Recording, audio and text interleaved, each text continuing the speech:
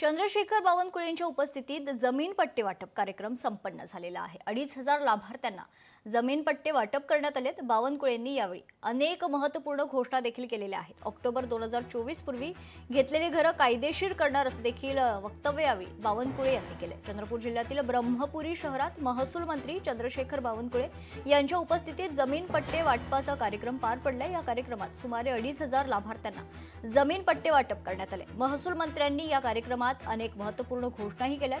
छत्रपती शिवाजी महाराज अभियानांतर्गत जमीन पट्टे वाटप, प्रमाणपत्र वाटप, स्वामित्व योजना लाभ वितरण आणि कृषी यांत्रिकीकरण लाभ वितरण असे अनेक लाभ या कार्यक्रमात देण्यात आले। आपल्या सरकारने निर्णय घेतला 15/10/2024 ही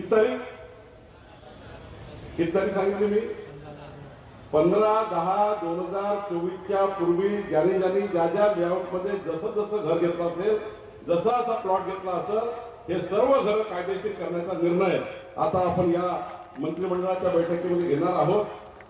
खरं तर सर्वांचे घर कायदेशीर करणार। आता आम्ही एनजीओ कडे सनदक प्रक्रिया संपवतो आहे। वन टाइम त्या ठिकाणी प्रोव्हिजनल टॅक्स भरून आता आपल्याला कोणत्याही पद्धतीने कोणतीही सनद लागणार नाही।